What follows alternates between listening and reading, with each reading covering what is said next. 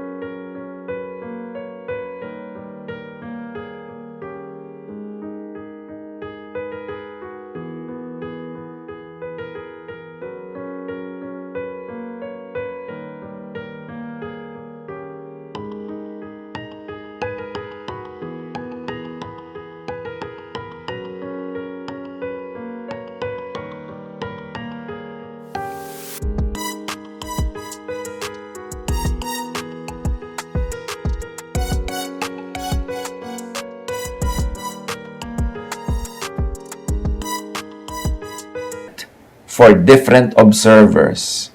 Kanya-kanya ng estado yung particle kung may kanya-kanyang observers. One particle can have more than one outcome or state. In other words, facts can actually be subjective and reality will be different depending on who observes. Yan ang sinasabi ng quantum physics na ngayon ay kitang-kita nating nagaganap sa kwentong ito. dalawang pananaw, dalawa ang nakikita, magkaiba sila ng realidad. Now, sa buhay natin, unseeing people could beat those that see. Could hurt their protectors or their saviors. Pag kami mga taong bulag, maaaring saktan pa nila yung nakakakita na nag-iiwas sa kanila sa panganib. Ganyan yung mga asawa na pinipigil ng kanyang kabiyak, na kitang-kita ng kabiyak na patungo sa panganib, ayaw papigil, nagagalit pa. Ganyan-ganyan yung mga anak na pinipigil ng magulang, na dahil sa edad ng magulang at karanasan, alam na tinatahak na landas ng anak ay patungo sa kapahamakan, magagalit pa yung anak at sasaktan yung magulang in many different ways. Ganyan din ang mga mamamayan. Kung hindi nila nauunawaan ang ginagawa ng kanilang mga pinuno at sila iniiwas sa panganib, nagagalit pa sila. Magkakaiba kasi ng pananaw, magkakaiba ng nakikita. Luke 13:34-35. Jerusalem, Jerusalem, you who killed the prophets and stoned those who sent you. Sabi ni Jesus, how often I have longed to gather your children together, as a hen gathers her chicks under her wings, and you were not willing. So dito kinakausap ni Jesus ang Israel, na sila pa ang pumapatay sa mga propetang ipinapadala ng Diyos. And of course, sila nga ang pumatay kay Jesus, na talagang the ultimate prophet na padala ng Diyos, kasi iba ang kanilang pananaw, iba ang kanilang gustong makita. So yung mga may kaliwanagan, yung nakakakita, sinasakta nila o pinapatay pa nga because they were unwilling to hear. Sabi ni Jesus, look, your house is left to you desolate. I tell you, you will not see me again until you say, blessed is he who comes in the name of the Lord. Dapat ganun ang attitude natin pag merong matalino, pag merong marunong, merong kaliwanagan, merong mensahe mula sa Diyos na magpapadali sa ating buhay, magliligtas sa kapahamakan, magtuturo ng kaliwanagan. Dapat sasabihin natin, blessed is he comes in the name of the Lord. Or blessed is her, she comes in the name of the Lord. Pero ang mga tao, ipinagpipilitan ang kanilang mga pananaw, ang kanilang sariling kabulagan, at ang kanilang makikitid na mga pag-iisip. Dapat nga, we celebrate those that see truth and make others see it. Napaka-pinagpala naman na isang pamilya, isang community, isang lugar, isang bayan, ang humanidad, kung merong mga taong matatalas ang pananaw. Nakakakita ng mga bagay na hindi nakikita ng karamihan. At dahil sa linaw ng kanilang pagkakakita at pagkaunawa, ay naipapakita rin nila at naipapaunawa sa iba in ways of teaching, by teaching, yung kanilang nalalaman. Hindi naman lahat halimbawa nakakakita ng magagandang choreographies. Yun lang gifted with dance. Pero pag itinuro na nila yung nakikita nila sa kanilang balintataw, itinuro nila sa dancers, and the dancers have the skill to obey the choreographer, na ipapakita ng choreographer sa ibang tao yung movement na dati na niyang nakita pa sa kanyang isip. Pero ngayon, through the tool, the dancer, what the choreographer sees only in his head is now seen by everybody on stage. Ganon din ang mga kompositor. Yung nadidinig nila mga himig sa kanilang isip, sa kanilang guni-guni. Kung magaling sila, ay naililipat nila sa notes. Tapos, pag kami nakabasa ng notes na yun at tinugtog ito, lahat ng mundo ngayon na hindi nadidinig yung tugtog na yung gifted musician and composer lang na nakakarinig sa kanyang isip, maririnig na ng lahat. Ganon din ang pintor. Makakakita ka ng empty canvas, pero yung pintor, buo na sa isip niya kung ano yung nakadrawing doon na isang babaeng kumakagat ng ubas, halimbawa, o ng atis, o ng pipino. Pero hindi pa natin kita yon. Canvas lang na walang laman ang nakikita natin. Pero sa husay ng pintor, na yung nasa isip niya ay ilipat niya sa canvas dahil may skills siya to draw. Marunong siya ng perspective, marunong siya ng color, marunong siya ng shading. Nakikita na natin ngayon yung dating siya lang ang nakakakita. Ganon din ang mga propeta.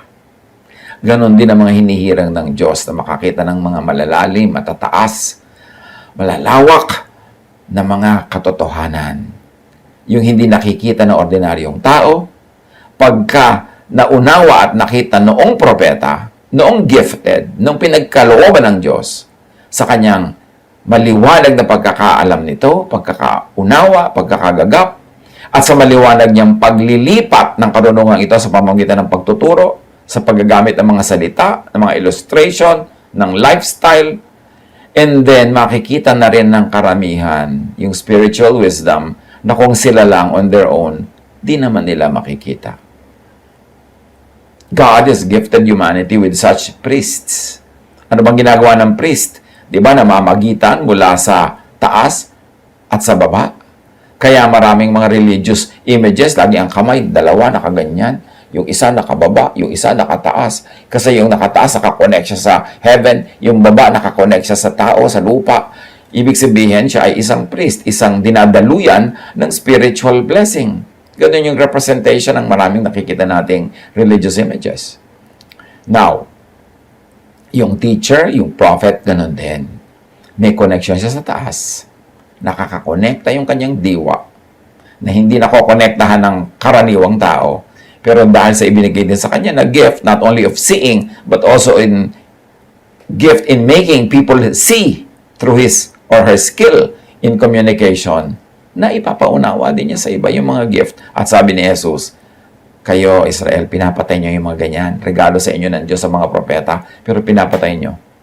Dapat, sabi ganun, hindi niyo na ako makakaulayaw hanggang hindi kayo handang sabihin that blessed is he who comes in the name of the Lord.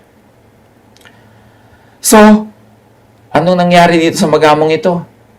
Magkaiba sila ng nakikita. So, magkaiba sila ng gustong gawin. Pero dahil may kapangyarihan itong si Balaam, pinapalo niya ang donkey. So, the donkey, napilitan ng donkey na magpatuloy. Torn between two realities and two worlds. May realiting siya nakakakita at may realiting nakikita ng kanyang amo. Pero nagamit ang kapangyarihan ng bulag, so hinampas yung nakakakita. Sa pagpapatuloy, ang anghel naman ni Yahweh ay tumayo sa makitid na daan sa pagitan ng ubasan at ng pader. So, nung una maluwag ang daan, tumayo lamang yung anghel sa kanilang dadaanan, lumihis ang donkey. Eh dahil lumilihis ang donkey, pinili ng anghel ngayon na tumayo sa isang makitid na daraanan na merong pader sa isang gilid at ubasan, puro halaman sa isang gilid. So, makitid na ang pwedeng pagpilian ng dadaanan. Tumayo doon ang anghel. Anong lesson ito? Heaven narrows down and limits Balaam's chances at proceeding and extended to us people's chances at proceeding.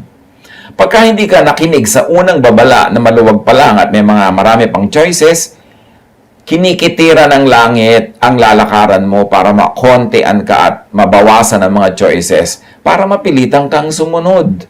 At yun ang ginawa ng anghel, tumayo siya sa pagitan ng pader at ng mga halamanan na makapal, wala nang pupuntahan yung donkey. Sa quantum physics, sabi, all possible futures are happening all at once. Observation collapses it to just one possible future. When a certain future collapses, it will have a determined chain of events following it. A1 leads to A2, etc. B1 leads to B2, etc. So, maraming choices ang buhay. Halimbawa, ang isang estudyante, marami siyang choices kung ano ang pupuntahan niyang kurso. Pag pinili niya yung A1, natural lang, susunod na step niya noon sa next semester, A2, then A3, then A4, then A5, hanggang matapos niya yung course. Yun naman pumili ng ibang kurso, nasa B1 siya, then B2, then B3. Hindi pwedeng nasa A1 ka, lilipat ka sa B2. Ang tawag doon, mga nag-shift. Kaya nasasayang ang oras, nasasayang ang panahon, magsisimula na naman sila sa zero. Ganon din sa buhay at ganon din ang sinasabi ng quantum physics. Maraming choices ang buhay, pero pag mayroon kang isang tinahak na choice, tuloy-tuloy yon sa isang set of choices na automatic result ng una mong choice. Kaya dapat mamili tayong mabuti bago humakbang. Ngayon, sa pagpapatuloy ng kwento, when the donkey saw the angel of the Lord, it pressed close to the wall, crushing Balaam's foot against it. Nang makita ng asno, ang anghel, sumiksik ito sa pader at naipit ang paa ni Balaam. Imagine that. May pader sa kaliwa, mahabang pader. Sa kanan naman, ubasan, siksik ng halaman, di ka rin pwedeng pumunta. ang anghel tumayo doon sa gitna. Ang ginawa naman itong kawawang asno na patuloy na hinahampas itong kanyang amo para tumuloy, nagsiksik siya sa pader kasi kung hindi yun, ang anghel ang mababangga niya eh. Sa pagsiksik niya, natural ang kaliwang paa nitong kanyang pasahero nabangga at nagasgas at naipit sa pader. Seeing the danger, the donkey tries to keep Balaam and itself away from danger. Even if Balaam could get hurt in the process. Pero di ba mabuti nang maggasgas ang iyong binti, tamaan ng bato ang iyong tuhod, kaysa tagain ka ng anghel? Kaya lang hindi naman niya alam na may anghel na tataga sa kanya. Kaya yung naging better choice ng donkey na ito para sa kanya, yung less hurt and pain, minasama pa niya. Parang parents yan to their children. Or parang the solicitous seeing for the blind people. Ipinipili ka na nila yung less harmful for you para hindi ka mapunta sa more harmful. Pero dahil bulag ka, nagagalit ka pa. Samantalang pinili nila yung less harmful. Halimbawa, isang anak na hibang sa isang pag-ibig na alam ng magulang na disaster ang pupuntahan pag natuloy. Kasi syempre marunong na silang manuri ng tao. Tingnan mo pa lang eh. Pag may nanliligaw sa anak mo, nakaupo pa lang doon sa sopa, alam mo na kung walang kinabukasan ng anak mo, kung bisita ka sa bahay mo, nakahuyaya doon, halos tumihaya at gumulong doon sa sala. Walang, alam mo nang, tamad to. Lagi na lang nakaslouch. At saka bisita pa lang siya dito, masyado lang at ease. So, may mga parameters para matingnan mo yung character. Although hindi naman 100% correct yung parameters na yan. Pero 99% correct. So, pagka nakita ng ganoon, pwede kang anak na palayuin ang magulang, papuntahin ka muna sa probinsya, kung baliw na baliw ka, itira ka sa tiyo mo sa malayo, etc. At walang cellphone, walang internet. Ay, nasasaktan ka noon, magagalit ka. Pero hindi mo alam, iniiwas ka sa mas malaking panganib. At ganyan ang ginagawa nitong donkey sa kanyang among si Balaam. O anong nangyari sa pagpapatuloy na ating pagbabasa? Kaya't muli itong pinalo ni Balaam. Pinagmamalasakitan na nga siya, pinalo pa niya.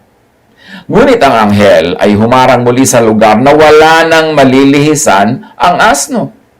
So pinalo, so nakakailihis pa rin ng konti. Meron pa rin konting space. Now the angel of the Lord leaves no room for Balaam's further advance. Ganyan ang Diyos sa buhay natin. Pag ang tikas ng ulo natin, binabawasan yung choices. Pero pag ang tigas pa rin, halos wala ka na talagang choice. Papipilitan ka na. Nang makita na naman siya ng asno, nahiga na lamang ito. Kaya nagalit si Balaam at muling pinalo ang asno. Nung wala ng choice itong si donkey, wala na siyang pupuntahan left or right, humiga na lang. That's the safest place. Kesa sagasaan niya yung anghel at tagain sila. Dahil hindi nga nakikita ni Balaam ang anghel, muli niyang pinalo ang asno. The seeing donkey takes the only option left. Lie down. That is to stop moving forward. But Balaam hurts the donkey once more. The more the seeing tries to save the unseeing, the more the stubborn blind hurt their Savior. Ngunit, pinagsalita ni Yahweh ang asno sa wakas. Itinanong nito kay Balaam, ano bang kasalanan ko sa iyo? Bakit 3 beses mo na akong pinapalo? First, the Lord opened the donkey's eyes only. It could and should have been enough kung nakiramdam lang sana si Balaam. Pero kulang pa yung mata lamang. Binuksan na rin pati bibig. Makikita nyo na kung nakinig lang sana tong si Balaam sa simula pa lang, tama na dapat Yung bumalik na sila, wala nang lecture, wala nang paluan. Pero ang pilit, so ngayon, dumating na sa ganito, humantong na sa ganito. Those with open eyes, those who see, are also given the gift of speech, as we have seen. Ipinakita sa iyo ng Diyos ang katotohanan, bibigyan ka rin niya ng bibig para magsalita. Lalo't matikas ang ulo noong hindi pa makuha sa pakiramdam. Kailangan pa talagang turuan clearly, may kasamang gift of speech, yung gift of seeing. And all of that para mailipat sa mga bulag at sa mga bingi yung katotohanan na dapat nilang marinig. It should be profitable for the unseeing to hear those that see, and to see through those that see. Malaking biyaya sa atin pag merong marunong na nagtuturo sa atin, merong maalam, merong may karanasan, merong may edad, merong spiritual discernment, kasi tayo ang makikinabang sa kaliwanagan nila. Now, the donkey did not know na siya lang ang nakakakita. At least, that's what we see from the verses. Hindi naman sinabi sa atin ng verses na alam ng donkey na siya lang eh. So, nagtataka rin siya. Bakit siya pinapalo? Bakit siya pinaparusahan sa matalang maganda ang ginagawa niya? Pero patuloy pa rin siya naging matapat na donkey hanggang sa kaduluduluhan na lang na hindi na siya pwedeng hindi kumibo. Kasi buhay at kamatayan na talaga yung nakalando, no? Yung nakataya. Those that see could be oblivious to the blindness of others. Pwedeng, dahil nakakakita ka, hindi ka aware na bulag yung iba. Sinabi ni Balaam sa asno, "Pinalo kita sapagkat ginagawa mo akong hangal. Kung may tabak lang ako, baka napatay na kita." Lucas talking. Iniiiwan siya ng asno sa tabak, pero siya, kung siya ang may tabak, tatagain niya yung asno. The unseeing could be so set in their own vision, could be more destructive if only they could. Ganon yung mga hindi nakakakita, yung mga bulag. Sobra silang decided na sila ang tama, sila ang nakakakita. At kung sakasakali lang na may mas makapangyarihan pa sila, mas makakapanakit pa sila yung mga bulag na yan. Sinabi ng asno kay Balaam, "Hindi ba't ako ang iyong asno? At sa simula pa'y ako lang ang sinasakyan mo? Ginagawa ko ba ito sa'yo?" "Hindi," sagot ni Balaam. So the donkey appeals to history, to track record of faithfulness and correctness. Yung mga Balaam dyan, dapat i-apply ito, no? Apply this to parents, to guardians, to teachers, to leaders. Kung ang track record ng inyong boss, ng inyong employer, ng inyong manager, ng inyong magulang, ng inyong elder, ng inyong advisor, ay maganda, mabuti, puro mabuti ang ginagawa nila sa inyo. Pag dumating yung punto na parang hindi kayo nagagandahan, nasasaktan kayo sa ginagawa niya, isaalang-alang niya yung nakaraan. Isipin yung, hindi naman siya talaga masama sa akin, mabuti naman siya. So, ba't ganito siya? Siguro may dahilan. So, dapat tayo mag-isip ng dahilan. Bigyan natin ng space sa utak natin. Hindi yung ipagpipilitan lang natin ang ating gusto at papaluin natin, parurusahan natin yung kay tagal-tagal ng mga loyal sa atin. Dapat tayo mag-isip, loyal naman to, ang tagal-tagal na, mabait to. Bakit na kaya nagkakaganyan? Huwag tayo magpabulag sa kagustuhan nating mag-proceed sa gusto nating gawin.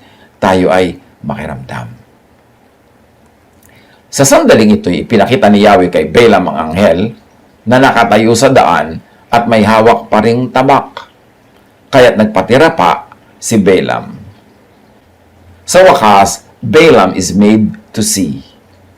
Balaam gets off the donkey, stops his advance, bows low, humbles himself, falls face down, and surrenders totally. Nung makita niya yung anghel, kinilabutan siya na siya pala kanina pa pinagmumuntik-muntikan ng mataga. Sa wakas, lumagay siya sa tamang dapat niyang kalagyan. Tinanong siya ng anghel ni Yahweh, "Bakit 3 beses mo nang pinalo ang iyong asno?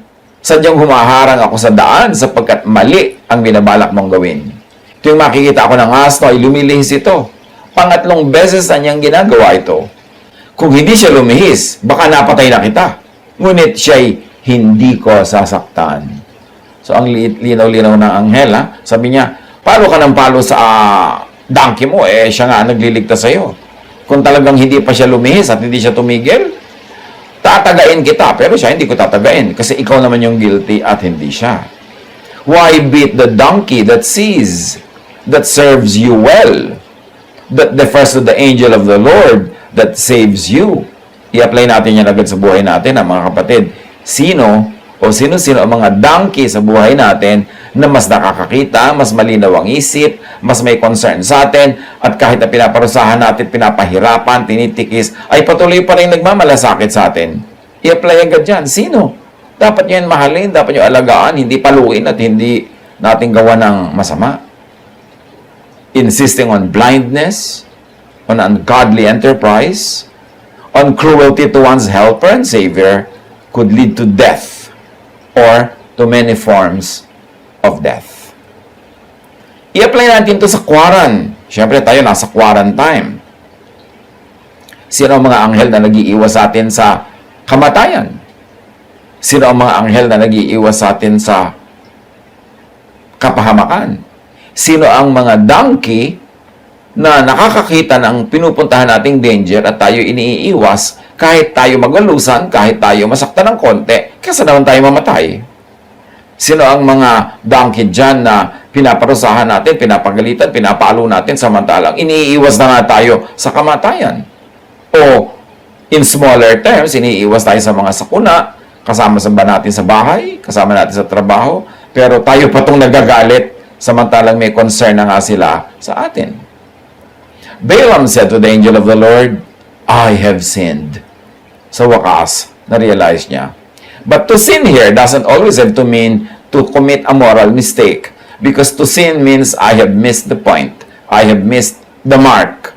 The Hebrew word kata means to fail or to miss the target. And this is where the word sin comes from.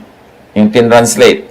Yung kasalanan, sa Tagalog, sala, hindi ibig sabihin laging gumagawa ka ng masama o mali. Ibig sabihin lang, naghulang ka.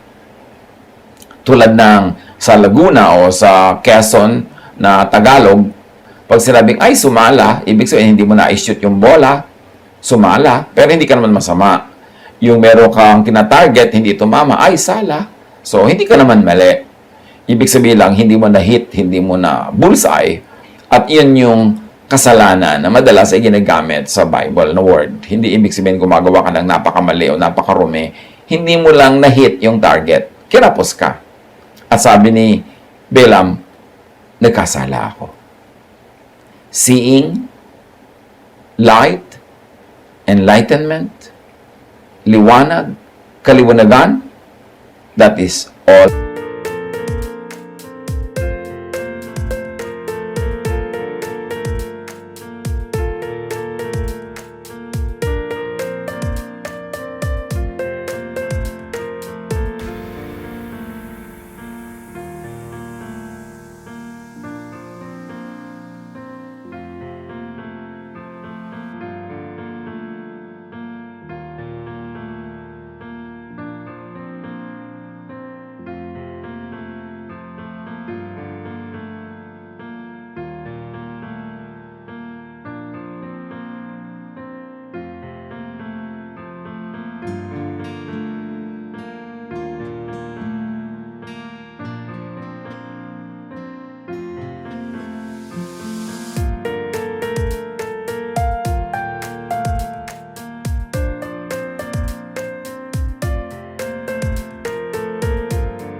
Important.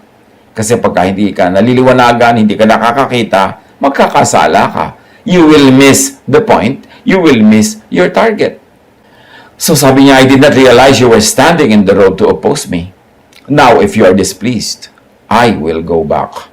Academic naman, ano? Sasabihin pang if you are displeased, hinaharang na nga siya.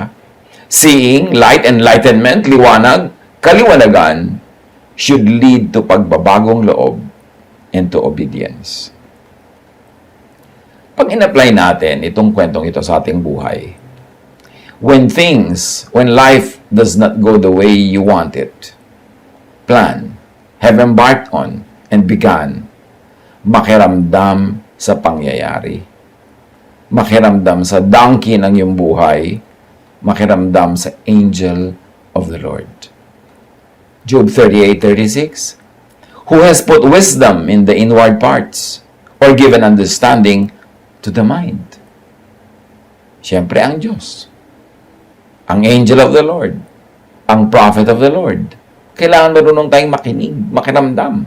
Huwag tayong papalag-palag agad pagka medyo kakaiba't hindi tayo sumasangayon. Makinig tayo. Lalo kung may track record yung tao na siya ang madalas o laging nagiging tama, siya ang dinadaluyan ng pagpapala, ng karunungan, liwanag. Tingnan natin yung history, yung track record, para matuto tayong makinig at makiramdam kahit hindi tayo sangayon agad. Ephesians 1:17, I keep asking that the God of our Lord Jesus Christ, the glorious Father, may give you the spirit of wisdom and revelation, so that you may know Him better. So, kailangan ng Spirit, kailangan ng revelation to know God better. It means we really don't know God that much. So, pag may nagpapaliwanag, papakita ng mga hindi pa natin dating nakikita, magpasalamat tayo. James 1:5, if any one of you lacks wisdom, you should ask God, who gives generously to all without finding fault, and it will be given to you. Sa neuroscience, the human mind is wired to see patterns. Not only does the brain process information as it comes in, it also stores insights from all your past experiences. When we subconsciously spot patterns, the body starts firing chemicals in both the brain and gut. And these are what give us that instant sense that something is right or that it's off. So yan yung tinatawag natin na mga naramdaman mo, yung meron kang kutob. Dahil sa karanasan ng ating isip, marunong na siya mag-process, nakakakita na siya ng pattern, meron ng mga alarm bells, kumakalembang ang mga warning pag yung isip natin nakakakita ng pattern. Ay, ang pinupuntahan nito, danger. Ay, ang ganyang usapan, pupunta sa kabastusan. Ay, itong ganitong mga pagbulog-bulong at pagngiti-ngiti, pupunta sa pangungutang. Natatandaan na yun ang brain natin, wina-warningan na tayo. So, dapat tayong makinig. Pag may pattern, ang pagpigil, pagharang sa'yo, ang kabiguan, frustration, ang pain, makiramdam sa pangyayari, sa donkey, sa angel of the Lord. Tulad no, nakakailang beses ng yung donkey niya umiiwas, gumagawa ng paraan, may pattern na eh. Dapat naramdaman na niya na may nangyayari. Hindi naman ito basta ganito lang, hindi naman siya dating ganito. So dapat alam mo na merong danger na pinapasok ka. At sa buhay natin, i-apply natin yung ganyang pakikiramdam. Minsan, hindi mo alam, bakit kaya mabigat ang dugo ko sa tao na ito? Bakit kaya wala akong tiwala sa kanya? Wala naman akong pruweba na hindi siya honest. Bakit kaya may kutob na ako? Kasi bukod sa alam ng utak mo, yung subconscious mo, may mga library yan ng information na pag nakakakita na siya ng pattern, naranasan nyo na kasi, nalaman na niya nung araw pa sa mga karanasan mo, na kahit nalimutan mo, na yung ganitong mukha, yung ganitong ugali, yung ganitong ayos ng tao ay pupunta yan sa sasaktan kanya, natatandaan nyo ng subconscious. Natatandaan ng brain natin. Kaya tayo binibigyan ng warning. Tapos pag hindi ka nakinig sa warning na yon, nagpauto ka pa rin, nasaktan ka pa rin, na 1, 2, 3 ka pa rin, tapos sabihin mo, ay, kaya pala, parang may nararamdaman ako. Yung mga ganong mga kutob-kutob. Kaya dapat tayong marunong makinig sa ganon. Sigurado naman na itong Balaam na to, kinutuban na sa mga nangyayaring pagsuway sa kanya ng kanyang donkey eh. Kaya lang sobra siyang determined sa kanyang personal interest to go on, kaya hindi siya nakinig sa kutob, hindi siya nakinig sa babala. Proverbs 16:25, there is a way that appears to be right, but in the end, it leads to death. Kahit ngayon sa kwaran, there are ways that appear to be right or to be easy or convenient, but it leads to death. Mag-isip-isip tayo kung saan pumupunta ang mga ginagawa natin, ang ating behavior. Proverbs 2:3-5, indeed, if you call out for insight, and cry aloud for understanding, and if you look for it as if for silver, and search for it as if for hidden treasure, then you will understand the fear of the Lord, and find the knowledge of God. Proverbs 4:7, the beginning of wisdom is this, get wisdom. Though it cost you all you have, get understanding. Sa psychology, sabi, highly experienced individuals tend to compare patterns when making decisions. They're able to recognize regularities, repetitions, and similarities between the information available to them and their past experiences. So all of this, wired yung brain natin para tayo i-protect sa mga possible danger and possible hardships and pain. Do not trust an obsession when it clearly shows or even just remotely suggests ungodliness. And it could mean moral law is being broken or natural law, common sense, is being broken. Psalm 111:10. The fear of the Lord, which we should also read as common sense, yung fear of the Lord, is the beginning of wisdom. All who follow His precepts have good understanding. So do not trust an obsession when it clearly shows or even just remotely suggests breaking of natural and scientific laws. Dapat tayong makinig. Pero wala, against common sense yata ito. Against science yata ito. Ecclesiastes 7:12, wisdom is a shelter as money is a shelter. But the advantage of knowledge is this: wisdom preserves those who have it. Dapat lagi tayong makikinig sa knowledge, sa wisdom, common sense. At pagka nagbabangga-bangga yung religious sense natin at common sense, hindi ibig sabihin magkabangga ang Diyos at ang science. Kumisan, ang magkabangga lang yung kakayahan nating unawain at pag-isahin yun sa loob ng ating utak. Psalm 37:23, the Lord makes firm the steps of the one who delights in Him. Napaka-importante na mag-isip, makiramdam, tumingin sa patterns, sa mga babala, huwag magmaang-maangan, at huwag tayong magbulag-bulagan. Ang madalas magbulag-bulagan yung mga in love, o kaya yung mga very interested in something, yung gustong-gusto mo yung isang bagay, na fixated ka doon, na ibinayad mo na pala ang buong puri mo, buong buhay mo, lahat-lahat para makuha mo lang yun, hindi mo na-realize because you are fixated on something you like very much. That's why we should be suspicious of the things we like very much. Yan ang magiging weakness natin. Proverbs 6:27-28, kung ang tao ay magkandong ng apoy, kasuotan niya kaya ay di masusunog niyon? Kung ang tao ay tumapak sa uling na nagbabaga, hindi kaya malalapnos itong kanyang mga paa? So mag-ingat-ingat sa paglalaro ng apoy. Katulad nitong si Balaam, naglalaro ng apoy, nakakapaso, nakakasunog. Sa biology, sabi ng natural selection, when faced with danger and need, the careful and more observant species survived, while the less observant likely did not. So yung marunong mag-observe, marunong magbasa ng panganib, marunong makinig sa mga babala, pattern, yun ang naliligtas.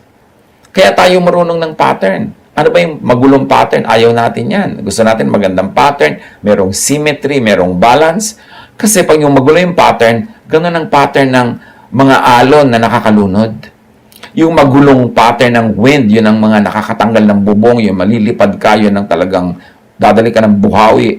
Yung mga magugulong pattern ng tubig sa ilog, yan yung pwede kang dala ng agos at malunod.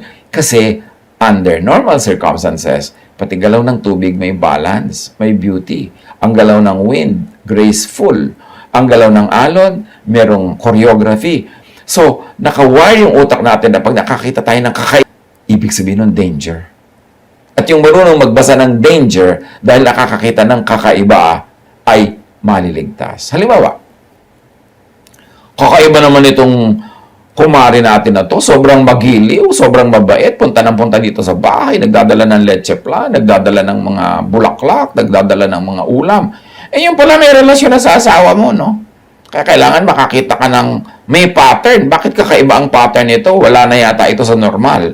Kasi pag wala sa normal ang pattern, you should read it as danger.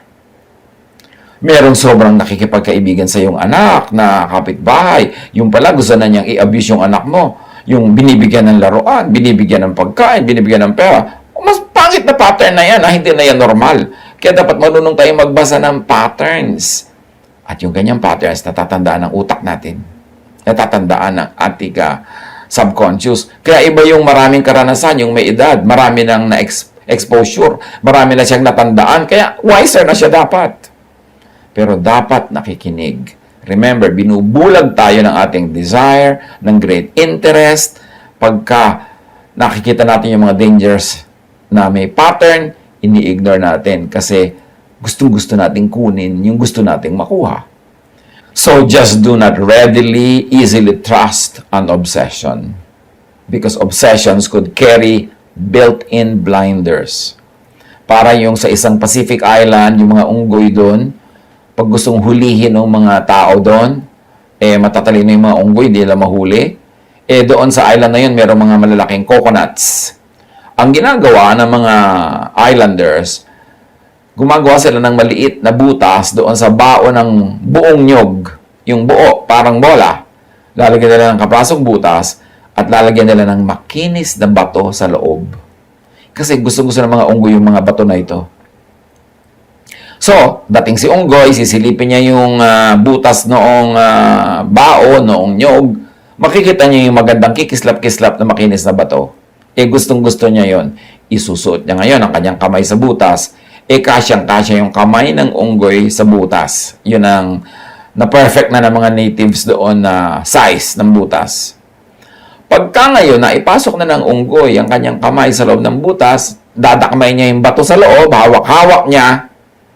O pag ilalabas na ngayon niya ang kanyang kamay, ano mangyayari? Hindi niya mailabas. Kasi malaki na ngayon yung kamaon niya, may laman ng bato sa loob. May hawak-hawak ng bato, lumaki na yung kamaon niya. Hindi na niya ngayon mailalabas. At dyan nahuhuli ng mga tao dun sa island na yun ng mga unggoy. Bakit? Ano man ang mangyari, magkamatayan man, hindi nila bibitawan ang bato. Samantalang, kung bibitawan lang niya ang bato, liliit uli ang kanyang kamay, yung kanyang fist, mailalabas niya uli ang kanyang kamay sa butas at makakalayo siya mula dun sa nyog na nakatali. Kasi nakatali yung nyog, hindi niyo pwedeng dalhin yun. Kaya trap nga yung nyog na yan eh. Mga kapatid, sa buhay natin, ano-ano ng kapahamakan ang sinuong nyo dahil lang ayaw nyong bitawan ang bato. Kaya sabi ni Darna, ding, ang bato. Pero yung bato ni Darna, maganda sa kanya yon. Pero doon sa unggoy, no. Diba? Minsan ayaw nyong bitawan niyang naliligaw sa inyo, yung pala kapahamakan ang susuungin. Minsan ayaw niyong bitawan yung gustong-gusto niyong bili na isang bagay hanggang nagkautang-utang na kayo. Anong mga ayaw natin bitawan? Nakapahamakan pala. Dapat nakikinig tayo sa ating donkey. Tulad nitong si Balaam, ayaw niyang bitawan yung plano niyang magbiyahe. Romans 8:6. The mind governed by the flesh is death, but the mind governed by the Spirit is life and peace. Proverbs 11:6. The righteousness of the upright delivers them, but the unfaithful are trapped by evil desires. Kaya ang desire, pagka hindi natin yan kinontrol, tayo ang kokontrolin yan. Just do not readily and easily trust an obsession, because obsession could, in and by themselves, be blinders. Yung mga plano natin, mga gusto natin, sila na mismo kumisan ang pambulag. James 1:14-15. But each person is tempted when they are dragged away by their own evil desire and enticed. Then after desire has conceived, it gives birth to sin. And sin, when it is full grown, gives birth to death. Kanya-kanyang realities. Test your reality. Test your reality against the reality of your donkey. Test your reality against the reality of your teacher. Against the reality of people who are more experienced, more knowledgeable, probably more educated than you. Makinamdam sa events. Sa outcomes of events. Sabi sa Matthew 7:18-19 ni Jesus mismo, a good tree cannot bear bad fruit, and a bad tree cannot bear good fruit. Pag maganda ang puno, maganda ang bunga. Pag pangit ang puno, pangit ang bunga. So, kung ang ating nakikita mga bunga ay pangit, pangit ang puno.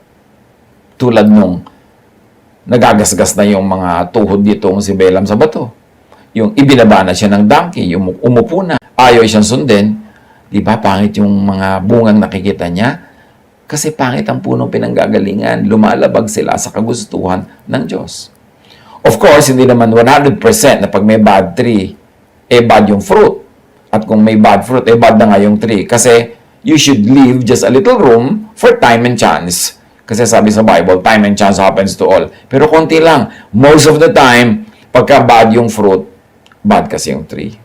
Pag bad yung product, bad yung procedure, bad yung method. Every tree that does not bear good fruit is cut down and thrown into the fire. Or, every enterprise that is not good, coming from a good intention, done in a good method, is punished with failure. So even failure in our life is a lesson. Ang ating mga kabiguan, ang ating mga pagbagsak, ang ating mga sakit, ang ating mga pagdurusa, lesson din yan. Ibig sabihin, bad fruit yan, may pinanggalingan yan na bad tree. Sa mga pagdurusa natin sa buhay, ano yung mga bad trees na nagluwal sa mga hirap, sakit ng buhay natin, cause and effect. Pagka yung effect ay pangit, bad yung cause. Manuri tayo. At kahit may kanya-kanya tayo mga realities, huwag natin ipagpilitan yung reality natin kung yung reality naman natin, ang dinadala sa atin ay kalugihan, kahirapan, kasakitan. Ibig sabihin, dapat tayo magpalit ng reality. Dapat nating makita ang mga bagay-bagay from the point of view of other people who are successful, who are happy, who are convenient, who are healthy. Huwag natin ipagpilitan yung paraan natin kung eto na nga dinadala na tayo sa katakot-takot na kahirapan at kalugihan. Kanya-kanyang pananaw. Pero kung ang pananaw nyo ay nalulugi kayo, lagi, dinadala kayo sa kalugihan,